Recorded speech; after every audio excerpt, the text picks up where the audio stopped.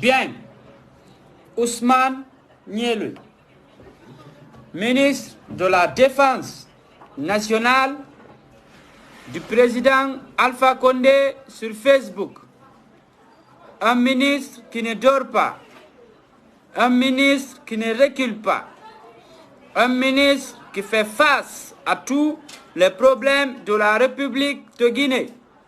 Surtout ce qui concerne le chef de l'État, son Excellence le professeur Alpha Condé. Bien, chers compatriotes guinéens et guinéennes, je vous avais promis qu'avant cette élection, les injures recommencent contre les loupards et les malfrats, les capotes percées de l'IFDG. Voilà une preuve qui prouve encore que c'est Cellou Dalein qui commissionne ces clochards d'insulter le chef de l'État matin et soir. Et nous venons de voir la vidéo de ce bâtard opposant, chien, mal éduqué, qui n'est pas circoncisé, qu'on appelle Cellou Dalein, qui vient d'ouvrir son anus ce soir. Je ne sais pas s'il est à Dakar flanqué là-bas ou quoi, en pétant sur son direct, dont ses militants sont en train de partager, en traitant le chef de l'État de Koulil. Cellou Dalein, c'est moi, Ousmane Niéloy, qui doit te répondre. Alpha Condé n'a pas ton temps. Alpha Condé n'a pas le temps de répondre à un bilakoro comme toi. Alpha Condé n'a pas le temps de répondre à un capote percé comme toi. Alpha Condé n'a pas le temps de répondre à un capote percé comme Cellou Dalein. Il se permet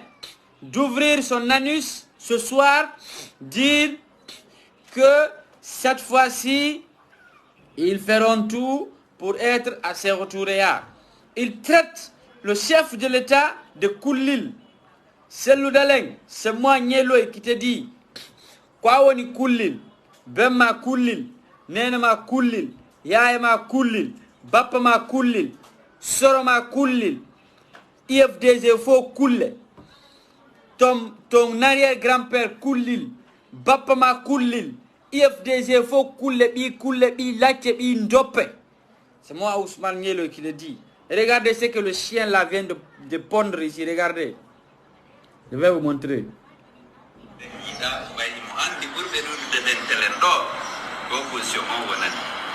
Kanko siwana RPG aray awana citoyen à part entière donc o enni on tawe take mais dippiri ha fi on tawe me ronku taw kono son tawa kakawote tawe ka walli tagol partion walli tagol candidat e yawbe ben walli to FDG fi no sedire en gikulli parce que o ida lendi o ida yimbe ben o yela gonga o ida saria o nata hadi aju makko ala e goto sina lambu makko wakkilo den felliton kadi e ngaldo en folay e ngaldo en radoto kullindi lendi hetto yimbe be welda yimbe be guwodira lendi wana leji kam wonna kula enen UFDG menen wonen sabu yibinande lendi fu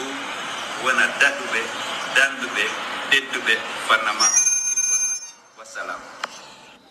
Bien, on a ni Koulingi ko yete ngi Cellou Dalein. Je me pose la question, ce farfelu, ce pilakoro qu'on appelle Dalein, pourquoi il ouvre la liste de son papa pour dire à Alpha Condé Koulil?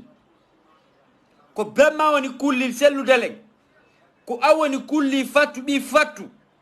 Anga IFDG fo woni fatu bi fatu. Yo bi fatube. Voilà. Anani komi woli kon. IFDG tous. Vous êtes des bâtards. IFDG entière. Yo tonkana kos. Woni IFDG ba. Woni chargé de communication. Woni chargé des affaires sociales. Woni chargé des affaires extérieures. Et quelle fédération IFDG faut que mini kolo de babemo.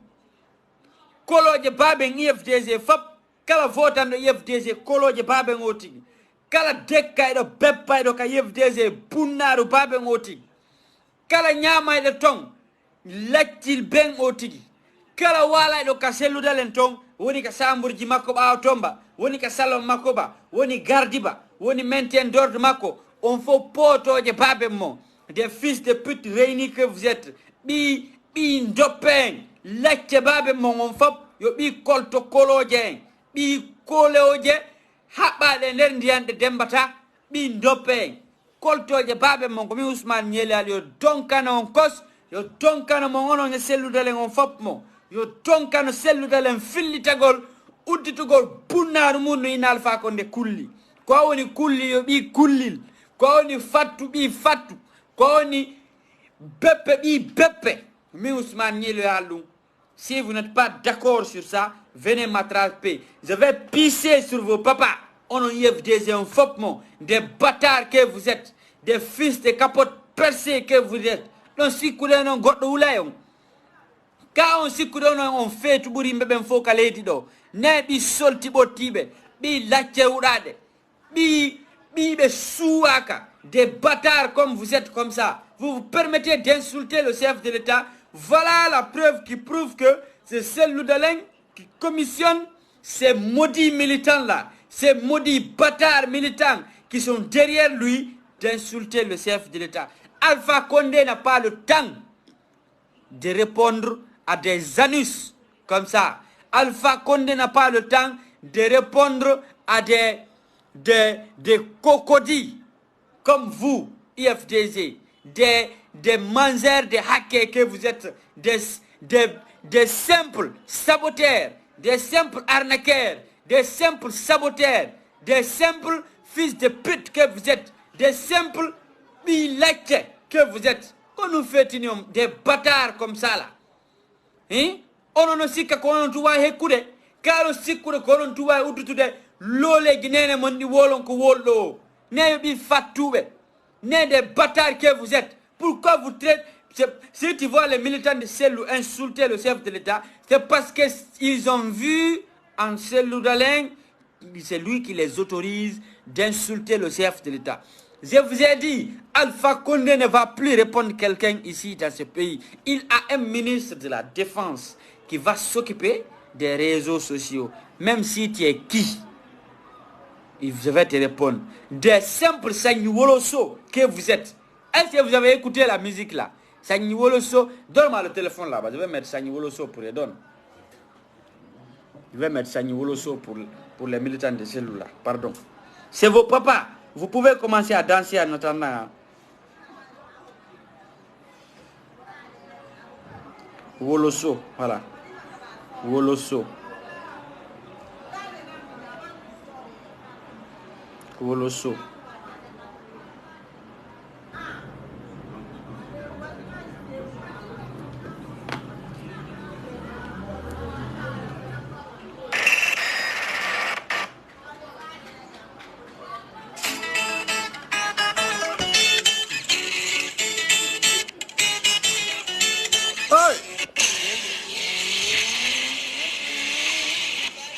Ça c'est pour vos papas, IFDG, Sagniwoloso. On va mettre ça dans l'anus de vos papas.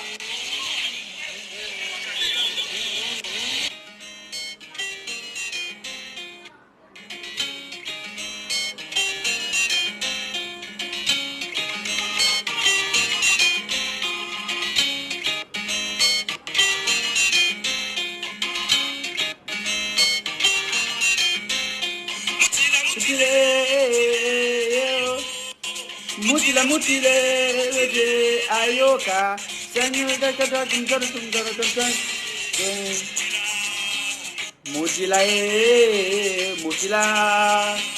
mutila dans la nuit de IFDG, mutile, ayo, mutile dans vos anus, IFDG, oh, dans les fesses. De IFDG dedans, dans l'anis de Cellou Dalein dedans.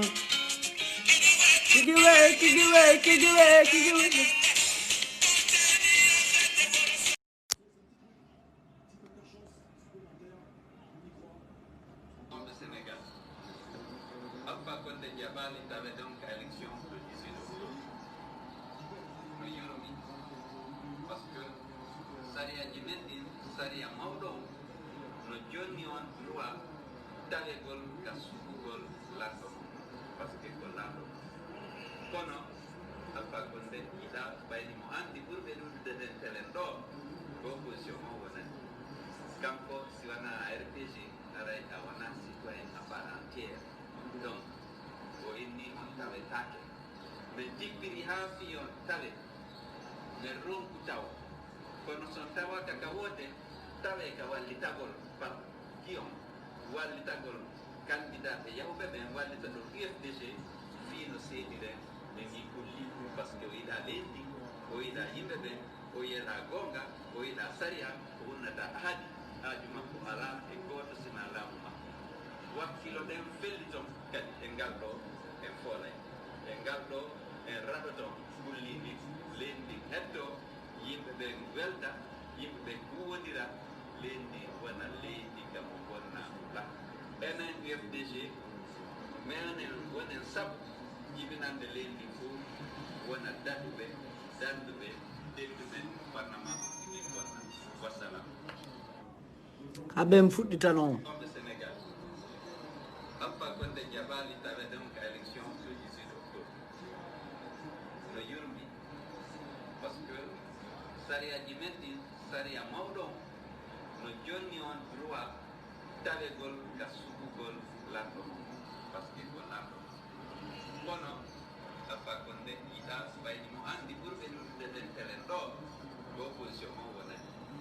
kanko si wona RPG aray a wona citoyen à part entière donc o inni on tawetake mais jippiri ha fiyon tawe mais ronku taw kono son tawaka ka wote tawe ka wallitagol par kion wallitagol candidat e yawɓe ɓen wallita ɗo UFDG fino seediren e gi kulli par ce que o yiɗa leydi o yiɗa yimɓe ɓen o yiɗa gonga o yiɗa saria o wonnata haadi haaju makko ala e goto sina laamu makko wakkilo ɗen felli ton kadi e ngal ɗo en foolay e ngal ɗo en raɗoton kullidi leydi heddo yimɓe ɓen welda yimɓe ɓen huwodira leydi wona leydi kam wonna la enen UFDG menen wonen sabu jibinande leydi fof wona daɗuɓe danduɓe tedduɓe parlement ɗi wonna wassalam ok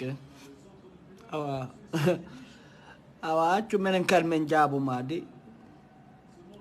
menen kadi men jaabotoma de menen kadi ko ma men jaabo a wiyata professeur Alpha Condé ko kulli hara men jaabakima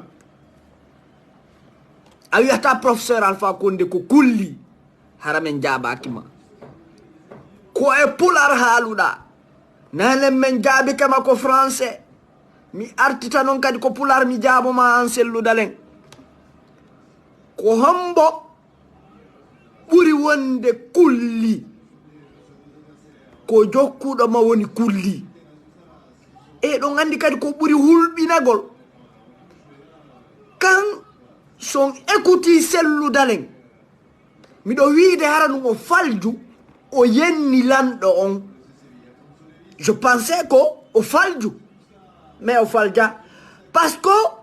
o wi koyen jonnidir julɗe fi yen ittugi kulli ko laamu goo yewtoy kadi ha yesso ton o haaliti kadi o inni gi kulli on andi o falja si goɗɗo waɗi goɗɗum aranu ɗimmum c'est ko o falja o tewi pas o waɗi ko nene ma woni kulli baaɓe ma woni kulli ɓiɓɓe maɗen kadi ko kulle iwtirɓe ɓaawa maɗen fof ko kulle militant ɓe maɓen ko kulle responsable UFDG ɓen fof ko kulle iwtirɓe ɓaawa maɓen fof ko kulle kon fof kon kulle yo kulle ɗe ko leydi ɗo en Guinée ici mo wi'i teddinta professeur Alpha Condé o laamotako olamo tako. Hey, il ne faut pas nous divertir. Hein. Moi, j'ai plus de 5 téléphones. J'ai plus de 5 téléphones. Que ça soit mon téléphone ou pas, c'est pas votre affaire. J'ai plus de 5 téléphones. Le dernier téléphone, j'en ai. Ça, c'était juste un dit. En passant, quoi. Voilà. Ok. Comment on a eu d'accord? Si t'as coulé de yalti asare de. Mais wetti day coulé de non quoi. Be yimbe utir be ba UFDG. Ko sellu dalen ko woni. Déjà nyang an awi professeur Alpha Condé ko kulli ka. Kulli dum ko jandungu. An ko kullum. Sellu dalen ko kullum. Utir be ba ma ben ko kulloy. Wonde wattude ma ben ko kulloy. On faut qu'on kulloy. Professeur Alpha Condé men jabia ko kulli. Andi ko ngi ka an kun kullum fotay kunni da way men halande inna professeur Alpha Condé ko kulli do heba lamu kulli heba ta lamu. Tu oses dire professeur Alpha Condé ko kulli au moins kanko ko kulli au moins professeur Alpha Condé ko kulli mais an ko kullum hebudo ma on ko kullum hay nyande reda no da de tawda ko kullum an sellu dalen bibbe ma ben fo ko kulloy bibbe ma ben fo kadi ko kulloy yo wonu ko anduda iwtirbe baaw ma ben fo kadi buutirbe baaw ma ben fo kadi ko kulloy e déjà ko nu famata do si kullum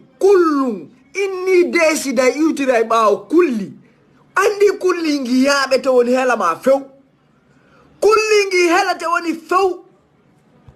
kullingi helate woni few dare kullum bepperi kullum no immodo no manca professeur Alpha Condé respect bon sang de Dieu. Je pense que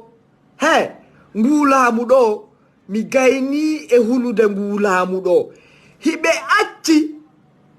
kullum wano kunno no yawade républicain kullum wano kun selludale mum do no yawade républicain kullum wano kun no wawi de men wonde malla lando leydi on ko kulli no laamo leydi tanko odo o nangaka o soke tanko e selludale nangaka tobe wada bo sanku ko fes jimako wallahi o famotirtaake o gayni fetude diabétique do wama no traita goddo kulli kono moya respectimo parce que ade antigre andi ko timmudo parce que ko timmudo wiete kulli mais mo timma ko kullu wiete haray non ko akullu bibbe ma ben kadi ko kulloy aya kadi wiati janmo ma ko kulli parce que ayingi est-ce que nyangon to ko biddo ma c'est ça la question ya mudale mo ma kullu ya hadi batu debbo mo ginembe ben fo wando wiamo kullum wiameli tabe mabe hey do handi ko kulloy hey wato yaltu hey kulloy yalte kadi be waraw kala kullum yaltu kundo traiti do professeur Alpha Condé kulli men wat ben holla mo ko kullum ko woni kullum ngal mangal kadi kullum iwtirbe baaw ma ben kadi ko kulloy koy kulloy no sonja do yimbe ben ginembe ben e der saare do koy kulloy no momodiri wa abeji no sonja men do hare non o yaha yotti non ko kanko woni kullum iwtirdo baaw makko on kadi ko kullum iwtirbe baaw makko ben fo ko kulloy momodire hikka kadi men tappay kulloy ko yaayo na yak men tappay kulloy ko o andi nyang si oto no rewde hoore kulloy nyamete reway tundi bahay goddo hoydata si kata sakko ananta woyi ma dum no way wasi sonsoli jodi ke hoore ma anne don a tappi sonsoli ngi a waray don ananta fusno sika ko wari tum kulloy ko sino arde wombay wu me deke tu woni jodi ke ma deke tum a lappi goto innata wari kullum kulloy ko warete ko kulloy ko non ko koy utir koy baawo sellu dalen hey an yo kullum yo sellu dalen parce que menen professeur Alpha Condé jaabota koma hey mo ɗaɓɓiti baben amen professeur Alpha Condé ko leydi ɗo décidi manque respect professeur Alpha Condé ɗo désormais ça c'est fini goto wawata yawade ɗo professeur Alpha Condé si sosojo yawi ke so professeur Alpha Condé ko leydi ɗo na menen jaabotomo sosoɓe jaabotoɓe mo no ton si pullo kadi jaabi ke yawi ke ɗo professeur Alpha Condé yawi ke moɗo manki moɗo respect namaninkajo ma fore siejo arata jaaboɗo o ti pullo haray kadi noon menen ɓe yoga heɓe fulɓe anduɓe ko faala deddinayɓe lanɗo anduɓe tigi tigi professeur Alpha Condé ko gayno min aray ɗo ɓe innayi yo ko ka yalti ɗon yo ka naatiti ɗon ko woni kullu yo kullum haray yehe yottina noon lammo innon selludalen ko kullum ayi ɗon mo yaha on sikka o weno e joni kullum no wawi de professeur Alpha Condé ko kulli ko gonga makko non par ce que a andi kulli ko hulɓinowo kullum haray tellement ko gaynoma tempadisede professeur Alpha Condé gayni hulɓinde kullum ku kulli janingi hulɓinaygi hulɓinaygi yimɓe manifestatoɓe ɓen hulɓinaygi yimɓe haalayɓe inde communauté ɓen hulɓinaygi ɓe yimɓe wonuɓe contre développement lagine hulɓinaygi kulli ko gonga ma yo selludalen ankun kullum ko gonga ma professeur Alpha Condé ko kulli timmugi tis ko par ce que ayi an tigiri ɗo o gaynima feetinde a feetino ha joni a andi ko holto ɓe gandiri ko gonga magoy ko hallalo andi ko kullingi gaynima hulɓinde joni an tigiri a gayni feetude a panikike sa yehi ha ayi a yennimo c'est parce que a feetino hey jogitane men selludalen o feeti waton jogite kunkullum ha moƴƴe je sona ɗum o ɓortira joni tumban ko hoore koko hoore o faala ɓortirde tumba mais minen noon min wedditota ko ha selludalen ɓortira kunkullum ɓortira tuuba makko mban ko hoore koko koyɗe min obilisay selludalen yo ɓortu tuuba makko mban so ɓortay mba na ko hoore ɗe o ɓortirta mba koko ley koyɗe ga mais o kunkullum aray minen ko men ɓiɓɓe professeur Alpha Condé mo yiɗi men mo teddini men mo walliti men mo walliti ngal amen mo teddini ngal amen awa kono noon koye andu an kunkullum yo selludalen yo ɓe yettina haray ngal ma ngal fof ko kulloy haray kadi noon kala yutirɗo ɓaawo ma ko kulle tum iwtirta hey kunkullum e koye kulloy iwtir koye ɓaawo ma on wattata haqqil ukke seeɗa ukke e piiji moƴƴuɗi seeɗa kono koye kulloy wawata ɗum andi kullum ko wawi o ko bonnugol hey kulloy koye ñemetehoy koye ko wawi o ko bonnugol hey kullum hikka si men pinoto amen on hikka si yaaɓima haray fima lanni e sa miɗo andi e sa yi kunkullum wonu kun e hoore o parti ethnique wiyeteɗo UFDG so yi ono yennuɗo lanɗo laamota ko leydi mankuɗo respect lanɗo on naadu haɗo teddinede ha on mankuɗo kala mankuɗo ɗo lanɗo respect e ndi leydi ɗo kala mankuɗo ɗo professeur Alpha Condé respect que soit ko an andi Allah faamo made nous on est là on va défendre son excellence le professeur Alpha Condé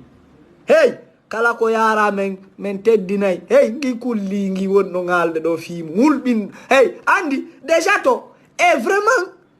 son daari on calculi ha moƴƴije son tawi terme makko on no moƴƴigoy par ce que ɗe gandi souvent e pular ɓe innay kulli koko hulɓinta ɓe huuli ko terme tigi jon ɓe jonni en ɗo kono noon ɗon andi noon kullum kañum wawata hulɓinde goɗɗo ko kulli hulɓinta goɗɗo ɓe gayni yiide échec maɓɓe on o gaynama hulɓinede ko terme moƴƴo on non goy wata on felu selludalen kunkullum hara yo kunkullum kan haala ma ko yaltiti ɗon kan halama ka yalti don yennuda baben an Alpha Condé yennuda baben an Alpha Condé yidudo langon teddin do langon kare yo kanatu to don yi menen sino andi nafama no gasa ko fami ma on bengu ma e bibbe ma ben andi nafama ko leydi do meden andi nafa professeur Alpha Condé kala yawi do professeur Alpha Condé sidi hara ko a hombo tigide sidi hara ko a hombo tigide ko leydi do wallahi billahi men accantama awai critiqueu da professeur Alpha Condé menen jabi kono yaha an selludal uddita hunduko manko inna professeur Alpha Condé ko kulli ko ngal ma ngal woni kulle yo kulloy sonju ko yimbe yo kulloy waday koy manifestation yo kulloy waray koy bibbe yimbe ko actual do yo kulloy drogaybe bibbe yimbe ko actual do ko non woni yo kulloy koy non hebata do laamu du yo wonu ko andu don kulloy hebata do laamu yehe yottina non memmo o anda tigi on professeur Alpha Condé ko teddintedo kala yennudo do ko nene mu e baabe mu woni yennude do min na min de wonno yennude ma déjà nyan ko selludale wonno yennude famille UFDG ko be wonno yennude min mi ala won yennude do mi yennata ko no ye yottina non kullunkum meden desidi do meden fulbe bendo tanko onnon iwale hore UFDG tanko onnon iwale hore UFDG men soutenata candidature pour lo do on wondo hore UFDG do men fala ka men fa itaka son fala wadde on wadde labi kin ha ko dande do labi kin wadon ki do hala yoti ko yeta men na men fala ka men fal itaka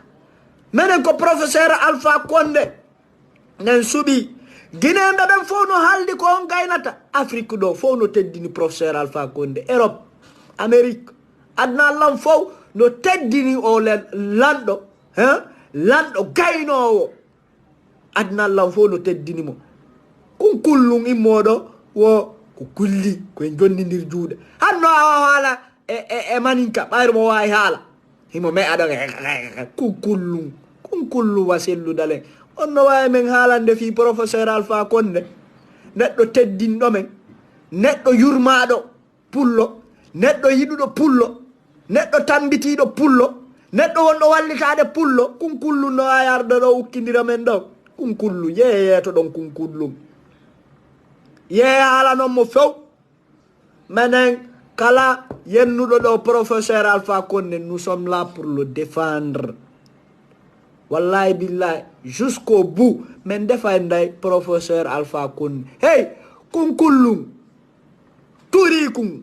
kun jabet nangi yo andu professeur Alpha Condé ko doado teddinede ko leydi do hey ko ngal ma ngal woni kulloy kono woni kulloy menen kala manku do respect do professeur Alpha Condé ko leydi do wallahi billahi beden préféri men sacrifice min déjà ni ko woni do wallahi billahi hara yo hatto e dum do few mi yejjitanta professeur Alpha Condé teddungal ngal o jonni wotingal yurmede ko wonmen wadande ko mi yejjitantamo dum lando teddindo paykum wan simi kullum wano seldu dalen wondo warde yimbe o teddina pullo mo utilise de fulbe be o perdinibe o waranibe o yennibe be humiliama hande biya leddi do fo susata a susata be halade fi pullo ara be gayni e monagol barki Allah e kun kullum wiete kun selludal haray non ko gonga ma professeur Alpha Condé ko kulli andi kulli ko hulbinangi ko gonga ma a gayni no hulude andi no échec ma kono insha Allah summa kan singi kulli acciti mahika singi kulli peñi mahika an kun kullum singi kulli wekkini mahika an kun kullum singi kulli lamingi ngi anna law fo yidi respecti an kun kullu sa tudi ke makko helate an kun kullu e koy kulloy won koy agitade nde sare hikka singi kulli wiete ngi RPG arc-en-ciel présentu be kadi ngi kulli wiete ngi professeur Alpha Condé awa ko luttuno on hulali kon yeyi ya sellu dale momon tigire konisiye ngi ko kulligo on andi enen tigri e pular e nder pular laaɓuɗum bos si yehi ha goɗɗo innima ko ngi ko kulli c'est que ko neɗɗo tagiɗo ma ɗum neɗɗo piyowo ma ɗum neɗɗo gañotoɗo tun ko ɗum tu wiyete ngi ko kullitimmu ngigoy hiɗon andi miɗo andi ɗum ɗon koye jargon pular donc si yehi ha konkullum kun jokkuɗon kanko tigiro reconi si professeur Alpha Condé ko kulli timmungi on andi onon tigiri haray cela veut dire ko hengi kulliɗo waton tuɗo ngi parce que son tuɗi ke ngi paacinayi on son tuɗi ke ngi kulli ngi hersinayi on kunkullum woni kun Sénégal to kako Ghana to mi anda e ko on to kunkullum wontiri haray meɗen habbi kun ɗo janggo yo kunkullum kun anda ɗon ko ukkodiri ke e kulli timmungi tis dimbowo galle baba goɗɗo mo galle baba mum dimbetake ɗum ko professeur Alpha Condé yo kullum aɗa yottinanelal ton yottinanelal kun kullum kun anda tigi tigi on min andi ni o ala ɗanade kono min jeejay professeur Alpha Condé on andi min ko babenga professeur Alpha Condé ko baben jango mi nodde professeur Alpha Condé ɓayro hande ara e jammini minna babenga professeur Alpha Condé on na wi mon fils minna on andi hey o mo ukkondirɗon ɗo kunkullu on andi ko gayni hulde ona comment ça mon fils ina on nanali mo qualifié on kulli ona c'est long on o gaynino feetude o faala ɓortirde tuuba mappo on tuuba makko banko hoore min jaabo ɗon kisa professeur Alpha Condé kono min haalano e kullum kun ɗum gasata o ɓortirta tuuba banko hoore makko fi kala mo andi déjà to o gañoyta ko élection ji haray noon yo kun kullum kadi yo kun andu si élection ji ɗin ɗo feƴƴi minen min fawtantomo to vidéo ji ɗin min fawtantomo to article ji ɗi mais kono nini objectif amen on fof ko interpellugol soso ɓen e maninka ɓen e forestier ɓen wata ɓe fotan kunkullum yennayi kullanɗo ha hande on nani professeur Alpha Condé ko woni opposant fof mo yenna lanɗo o yennata e déjà na kunkullum noon kadi waɗi na kunkullum waɗi ko waɗi ɗum ko professeur Alpha Condé si nanguinomo ɗo weccinimo koye kullo won koye agitade bambe to causa ɗo ma koye kullo wontir koye laɓe to on sikkude ko honɗum ɓe wawi fus ɓe wawata absolument rien fus ɓe wawanta ngi kulli ko dimbowo galle baba goɗɗo mo galle baba mum dimbetake ɗum ko professeur Alpha Condé haray hiɗa weltana professeur Alpha Condé ko ɗum yehe haala noon kullum kun yehe haala noon kun kullum noon on nani haray kadi ko ɗum ɗon marɗo komi yewton kala yennuɗo ɗo kala mankuɗo ɗo respect professeur Alpha Condé haray min waɗay kulloy koy ko place maɓɓe min waɗay on ko place mum ɗum yo woni ko anduɗon haray on jarama hari ko Corboya Balde ɓiɗɗo président de la république on wonno ko ari ɗo fi ekkuntingol on o vidéo ko kunkullu yenni ɗon lanɗo leydi on haray on jarama boy min hewti kadi kala kadi tantuɗo oti tantu naata minen min accatago min wensitay piiji ɗin fof on jarama boy